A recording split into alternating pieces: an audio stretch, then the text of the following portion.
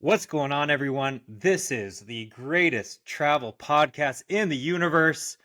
Most likely, we hope. I am with a travel expert in Costa Rica, co owner of Paddle 9 Adventure Company. We're with Matt here. And Matt was my guide when I was in Costa Rica over a year ago and took me to everywhere in Manuel Antonio that I wanted to see. It is top 5 regions in the world for me, just because if you know anything about me, I love adventure. I can't sit still. Waterfalls, surfing, the jungle. Matt, the national park is one of the most biodiverse places in Costa Rica, if not Central America. Is that correct? It's definitely up there, and it's the reason that Capos County is the most visited county in Central America because so many people come to the Manuel Antonio National Park. And yes, because there is an abundance of wildlife. It's pretty Yeah. amazing. Yeah. And Matt actually moved from the US and now lives in Costa Rica, started this company from the ground up with a business partner. And it was a stand up paddleboarding company. And now you guys do everything. So you do waterfall tours, surfing, kayak tours, and all that, correct? Yes, there's been quite an evolution of the business. And as the name states, paddle and the number 9 is the latitude on which Costa Rica lies. But when we started the company, my business partner was here previous to me. They had another company that did parasailing, and he had the foresight to want to switch the business model over to more of a water sports based situation with paddleboards. And he was doing some paddleboard tours.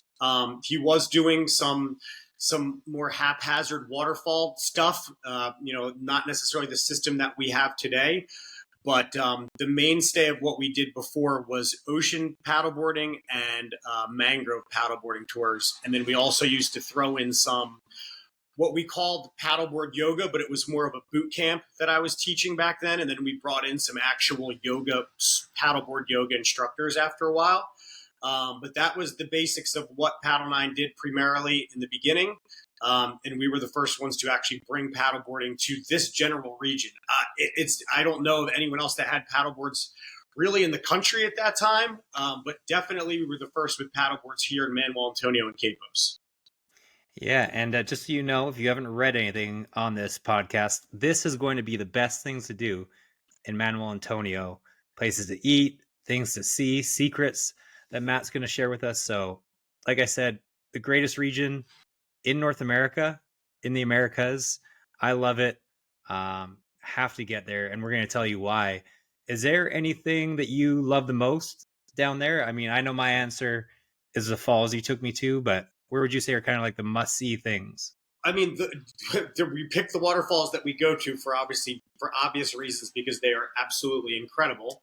But like just the general aspect of what's so beautiful about Manuel Antonio has got to be the wildlife and the topography. It's where the mountain and jungle, essentially kiss the ocean, which doesn't happen a whole lot of places on the planet.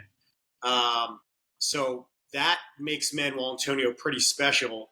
And then to just pepper more beauty into that, how much wildlife is just running around here. Anything from 3 different types of species of monkey to very large scarlet macaws to sloths to the myriad of lizards and reptiles and a million amazing, prehistoric looking insects that you can find. So if, critters and fauna are your thing, Manuel Antonio is definitely a place you want to visit. Yeah, I saw all the monkeys. I saw the pit viper. Is that what it's called? It's the most lethal. The terciopelo, yep, yep, yep, yep, yep. Yeah, The just all. ferdinands. Yes, the fertilance. That's the term I was looking for. The notorious fertilance. We got to see that when Matt's tour guide took me through the Manuel Antonio National Park. So that was incredible. And I think what's so wild about that area is like you're literally in that national park, which is the most biodiverse area I've been in terms of being so close to such a wide variety of animals. But then it's like right on the most beautiful beach you've ever Yeah. seen as well, which is crazy. So Yes.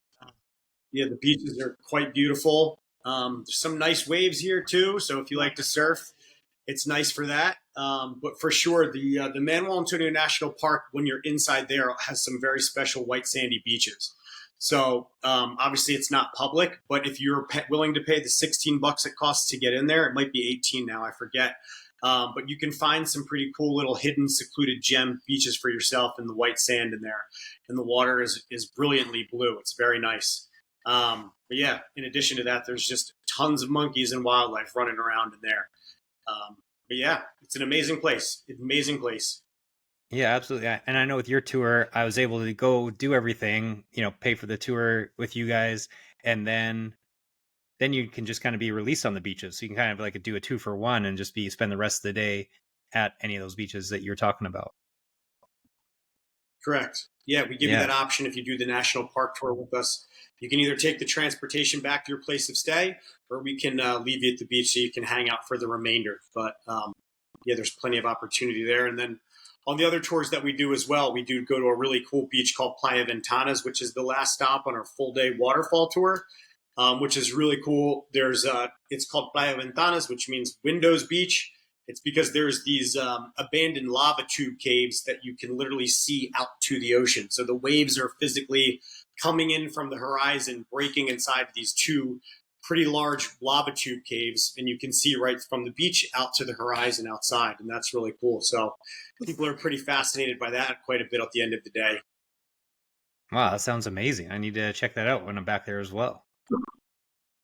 Yeah, you didn't do the full day. You did the Nayaka tour. We have another couple waterfall tours that we do that are really amazing and really engaging as well. Nayaka is, it's my first love here. I will say that it's, I know every nook and cranny of that place, and it's large and beautiful and majestic, and there's lots of things to do and lots of things to see.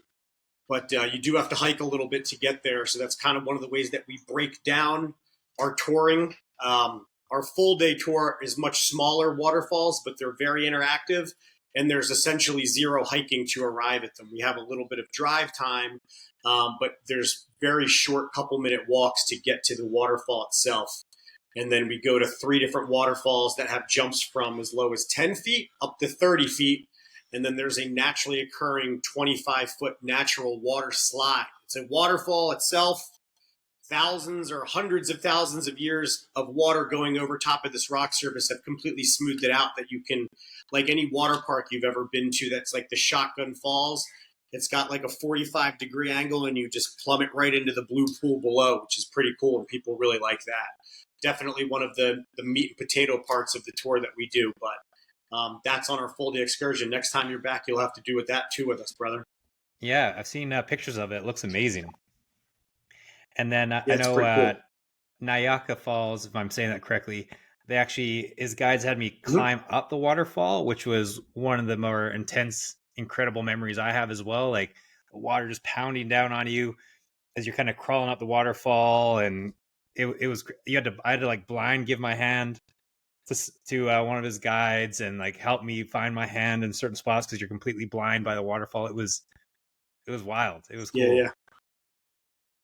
Yeah, it's a cool experience. You don't look when you come down and you look at the waterfall. You don't think, in a couple minutes from then you're going to be climbing up it, face first, like you said, with the water calming down. All you can't see anything, and it's kind of a blind climb. But you just got to kind of listen to the guides and trust them. It's pretty cool. Yeah, it was awesome. And then you also have the Eco Chantalis waterfall. Am I saying Correct. that correctly? Eco Chantalis. Yeah, There we go. Eco Chantalis. I need to work on my Spanish clearly. Yeah, that one. So that one's like it's a similar kind of thing to Nayaka. We only go to one spot, but we enjoy different features that the riverbed has to offer. But it is also very tall. This one is just one tier. Nayaka has 2 tiers, as you recall. There's the lower level and then the upper tier. This one is just kind of one big fall. It's probably about 150 feet high. Yeah, with a gorgeous. nice pool below for swimming. It's really nice. Pretty shallow. The pool is a little more shallow, so it's nice. You can kind of have some wading areas, but you can get right below the actual cascading of the waterfall, which is really beautiful. Excellent photos. As a photographer, I love taking photos there. A lot of amazing features, a lot of good composition, a lot of good coloring and light. So that's really nice. But then we kind of move our way down. We do It's called the Blue Avatar Face Mask Experience, and we have this really amazing blue clay that a friend of ours owns a nice property high up in the Savegre River where he harvests this mineral deposit that's very high in zinc and other antioxidants. And we, during the fruit snack that we cut up at the riverside, we put this blue clay on everybody. You're welcome to put it on your face, on your body, but it has excellent medicinal properties, exfoliating properties, detoxing, pulls out impurities from your skin. So that's really cool. And you literally look like a blue avatar. So it's fun for photos in that capacity, which people really like. And then for the more adrenaline seeking people, when the river allows and the depth is enough, there is a 28-foot jump that we will do. And then any time of the year, there is a 10-foot jump off of this little rock with the waterfall background that everybody can do all year. Pretty cool. Yeah, and just so everyone knows, I mean, you can check out my Instagram or Paddle Nines. It's the Nyaka and the Icochantelas Falls are two of the most gorgeous waterfalls I've ever seen. I mean, they're Havasupai Falls and some other ones in Asia. Like, the color, everything about them is just stunning. So those are two of my favorite things that you absolutely have to see. And before I forget, paddle9sup.com is their website, or just message me. I'll send you their info for the guides. But you actually absolutely have to use them because I saw some of the most stunning sights I've ever seen using them. But yeah, I love those falls. Those are gorgeous. The pools below. There's that restaurant as well where it was like a grandmother just cooking you authentic food at the very bottom was really cool. So love that. Yeah. Another at Icochantelas, yeah, it's just right by the river, my spot. Yeah. Another thing I have for my must-do things, Manuel Antonio, is a quick visit to Quepos, which is kind of the more, what do you call it? Authentic. So Manuel Antonio is more touristy, and then Huepos is more the like where the locals are. Would you say? Yes, and not to just correcting if you want to say the name of the town correctly. Yeah, you don't pronounce the U, so it's Quepos. I knew that. What's the main? What's his name? The tour guide I used. We're friends on Instagram. Maybe Ismail. I don't know. Yeah, Ismail. He would kick my ass for not saying Quepos. Right. We always on the tour on the way out. They kind of talk about the historic features, and they say, "Go to Quepos, we might push you off the waterfall." So yeah, I'm going to remind them. Quepos. Yeah, but yeah, just like Quepos, no Q. We don't pronounce. I remember they specifically fucking told me that. I'm sorry, Ismail. Yeah. Yeah, pretty big on that. And it's just because the pronunciation is a big thing, and the town is named after an indigenous tribe that used to live, the Quepoa. So it's a slightly disrespectful to use the name of a town as the exact name of the tribe. So they changed the letter, but they were the Quepoa, and they named Quepos. They just changed an A for an S. Nice. But yeah, as you said, that's the appropriate word. It's much more of an authentic Costa Rican experience. A lot more of a local vibe down in Quepos than in, say, Manuel Antonio. There's very much a touristy infrastructure here. So it's pretty eclectic, but Quepos is very authentic, if you will. Yeah, and it was cool. I mean, just something to just stroll around the streets for a few hours, have lunch. There's a marina that's a little bit more Americanized, but there's a couple restaurants that your guides, Ismail and someone else told me, but one big thing, it's Soda La Feria, but I think I have to tell everyone to eat at, which Ismail and yourself, I think, said is like, whenever you see something that's called a soda, like stop and eat there. Cause it's always a grandma stewing chicken and it's $2 for a plate, 3, 4, whatever it is, nothing. And oh my God, the food is incredible.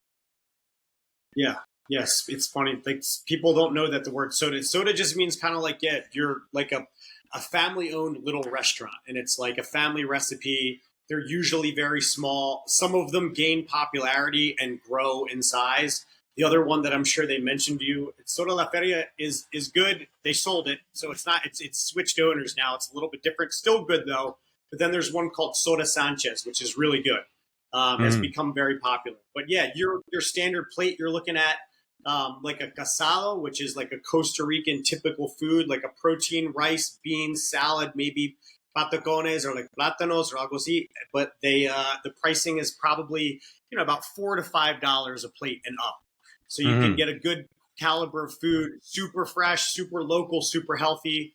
Not it's not going to hurt your pockets. So if you see a soda, they're not selling soda, which I've had that question before. They like the one time this guy on the tour bus was like, "What's your guys' fascination? Why is everybody selling soda here?"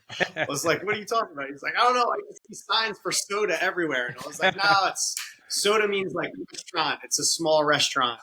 And he was like, "Oh, that makes so much more sense." So I was glad to clear that up for him.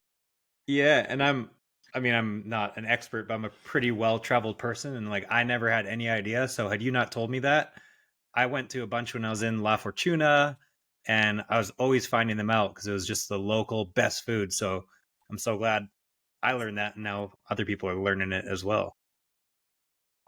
Yeah, totally. Food's delicious, super cheap, nice place to go, good authentic vibe. Yeah. Is there anything else in the area that you really love or suggest? So I got a couple little spots in Capos. I mean, I have my spots up here, and I'm just going to be straight up. Obviously, I have my recommendations for the viewers at home. I'm more of a like I eat the food that I eat during the day is the food that we use on the tours because we pick them for a reason. They're fantastic. On the full day tour, we go to this incredible sustainable organic tilapia farm. It's family owned, and they treat the tilapia beautifully. But I always eat on that tour, and then I eat like they served me a very large plate, so I don't do a whole lot of eating when I go home. But on my days that I do go out on occasions, Soda Sanchez, as I said, is definitely one of those places. There's also kind of another place that was just recent. I'm giving this hot tip. Personally, haven't experienced it, but I've seen it every day of my life since I've lived here, and I didn't realize it was as popular as it is. There's this Italian place called L'Angola, which is an Italian owner, and apparently the sandwiches, the lasagna, and the Italian cuisine are second to none, and it's relatively affordable. But I'm told this is a must-do stop in the middle of Capos. It's Huh. not Costa Rican authentic cuisine, but I'm told it's excellent Italian cuisine. And the owner is an Italian guy who's been living in Capos for upwards of 35 years, I'm told. He's been here for a couple generations at this point. That is a really amazing spot. And then also a place that you want to hit if you're here on Friday or Saturday is go to the actual La Feria, which is the farmer's market. It starts on Friday night at 5 o'clock and it goes until 9 p.m.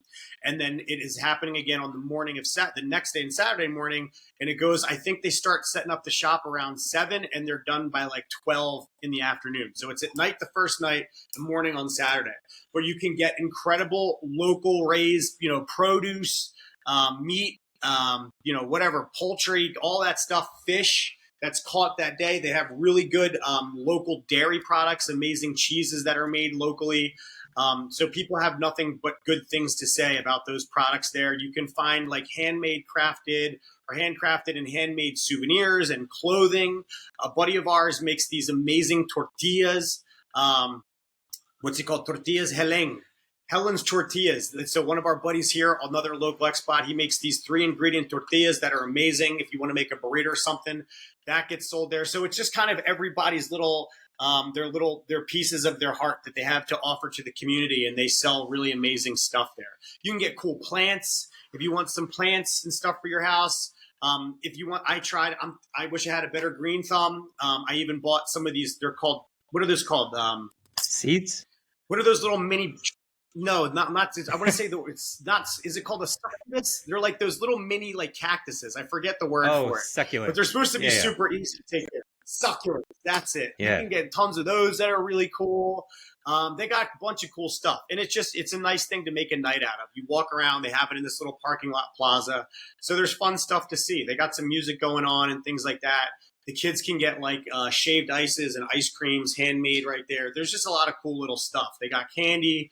There's a whole bunch of things that make it a nice, authentic experience. So that's on Fridays and Saturdays. Highly recommend. There's a couple other spots in there. There is this place that I like. If you like rotisserie chicken, this place is called what used to be called Chicken Bros, and now or Chicken on the Run. And it's not fast food, but it's like a chain kind of place. But they have this deal. You get 8 pieces of rotisserie chicken, no white meat, so it's like legs and thighs, and then you get a side of rice and 2 big sides of rice and beans, and it's 6,000 colones. I think it went up to 6,500. So it's $12, and you get 8 pieces of chicken and a big side of rice and a big side of beans. So if you're looking for a tasty, delicious, and very economic deal, that is a local hidden gem. That's a little hot tip people can do, because the rotisserie chicken is banging, and that price, like, I get 3 good meals out of that. So in this time of high inflation and, pinching pockets, if you want a tasty, high protein meal, that's a hot tip from me, from yours truly. Love it. Yeah, no, especially all the sauces that are down there. I mean, chicken, sauce, and rice and beans. Oh my God. It's so good. All the salsas and I can't eat enough chicken and rice. That's all I eat. I eat chicken and rice here. Yeah, I love it. And also, I've got a bunch of other kind of like the tourist area restaurants. So inspiretraveleat.com, as hopefully you know the website, and just search Manuel Antonio in there. All these things will pop up. These other restaurants, things that Matt mentioned, will pop up in the article. So check those out, inspiretraveleat.com. That's some great places to eat. I know something unique on the way out, and maybe you can also give an example, or not example, suggestions for the best way to get out to Manuel Antonio. Because any tourist, you'll fly into San Jose, and then on the way from San Jose, you get to stop at the Crocodile Bridge, which I'm not going to butcher the name. And then there's also in Yaco, there's like the viewpoint with all the macaws. So what, I guess to follow up with that, Matt, what's your suggestions to get out to Manuel Antonio, and then maybe shed some light on the Crocodile Bridge and all else? Sure. Yeah, those are definitely like mainstay points that people will typically see on the way in coming from the north. So just for viewers at home, my biggest thing when I go to and from San Jose, people don't know this exists. We do have domestic flights here. There's 2 places called Sansa and Costa Rica Green Airways. So www.flysansa.com. I'm not sponsored. Sponsor me, Sansa, so I can get some free flights. But it's an 18-minute flight. And depending upon the time of year, you can get flights one way per person as low as $70. Oh, wow. Give or take. And then in high season, the price goes up to like 100. Sometimes if you want to fly on like a weekend and it's the most popular peak time, I think it goes up to $130. But I'll put it like this. I mean, as the crow flies, you come up, you fly over, and you land. I mean, on a long end, it's a 20-minute flight, whereas driving, you're looking at 3 hours. And as far as like your price point, it's pretty cost effective, because if you take private shuttle and you're like 2 people, you're still paying $200 to get a shuttle from San Jose to Manuel Antonio. So this is very much in line with that. If you have a whole family and you got 7-8 people, obviously it's going to start to get a little bit more expensive than putting everybody in that van. Because after the $200 mark, then they just start adding like $10 a person or something like that. It doesn't go up that much. But if you're a couple, highly recommend flying Sansa Air or Costa Rican Green Airways. Costa Rica Green Airways have excellent machines as well. And I think their price point doesn't go down quite as low as Sansa, but it's about $100 to $130 per person per way. So that's a hot tip. People don't know about that. One of my suggestions to a lot of my clients is, if you've never been to Costa Rica, on me for a second as he's getting to the good stuff. The van and enjoy the ride, like see the landscape. See the topography, stop at Torcoles, which is the Crocodile Bridge. See that? These things are like fucking dinosaurs. There's literally one called Mike Tyson. He's like 20 feet long. If you've never seen crocodiles in your life, or if you've seen crocodiles in your life and you want to see huge ones and like 40 of them all at once, definitely stop. You'll see when you're crossing that bridge, which happens to be the land border between the North Pacific and the Central Pacific of Costa Rica. That is actually the divide right there. And then when you come from there, when some of our tours, we get into the South Pacific. So people that do it get to see all parts of the Costa Rica. But my point is, when you're crossing that bridge, you'll know it, because you'll see people outside your window on the like over by the bridge looking down. Once you see that, you've made it to Torcoles, the Crocodile Bridge. And it's definitely a sight to behold. So I highly recommend, with your first time and you've never been to the country, do that ride in, and then set yourself up to fly back to San Jose via domestic flight. Makes it a lot easier. That ride is a lot more exciting when you're coming in and your vacation has just started and you're in a new place and you're like excited about everything. But if you're trying to cut your travel time down on the way back to home when you're less excited, back to reality, you want to cut your travel time down as much as possible. A hot tip is to take that domestic flight out. Sorry. Back from the break, we lost Matt. He's frozen in time. He may hop on back here in a little bit. But when he does, get some closing takes from him. Best things to do, we went over Quepos. I also love to volunteer when I travel. So there is a great travel volunteer company that I always work, which is Maximo Nivel. Again, for all this stuff, just go to the website, inspiretravellead.com. It's all there as well as links. But Maximo Nivel, I helped build a soccer field in a really impoverished area in Costa Rica where you could hear gun shootings literally in the background. There's an area we weren't even allowed to drive into, which is on the other side of this giant fence from the park where we built everything. The park itself used to be an old factory-ish area and just whatever, and they refurbished it once the company went bankrupt. And yeah, refurbished it into a bit of a city park with all this really cool stuff. And we were able to help refurbish a soccer field, create a soccer field there, which is amazing. Maximo Novel has a place in San Jose, and they also have a place in, what do you call it? Manuel Antonio. So check that out. I love to volunteer. You can do that for a week, 2 weeks, as long as you want. Incredible.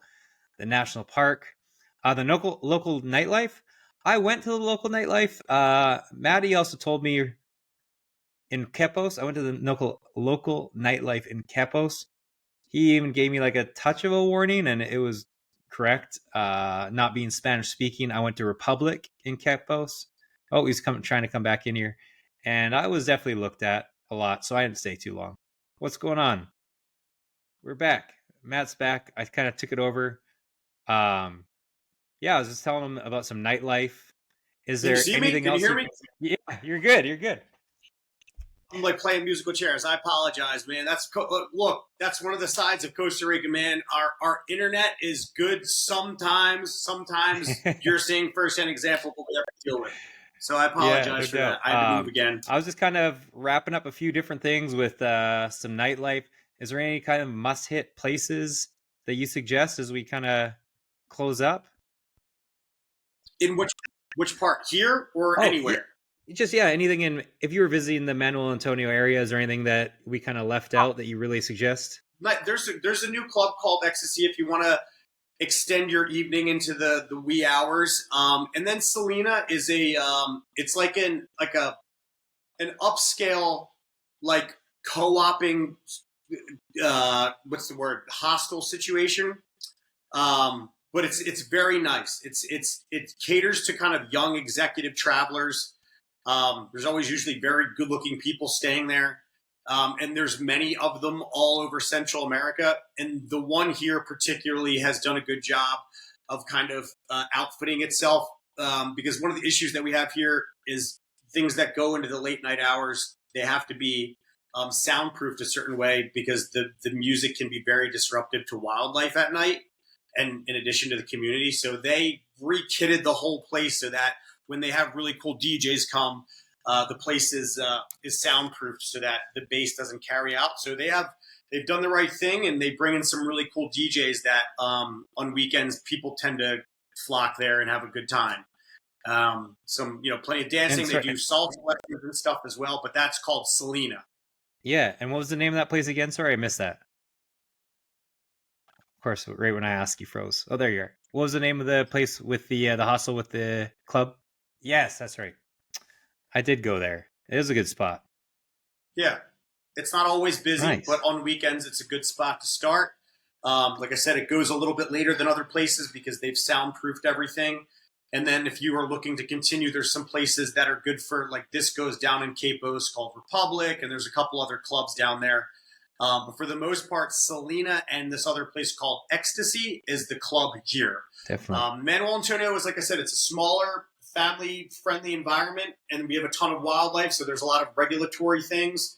But those two places are the only places that have permission to go beyond 12 o'clock at night.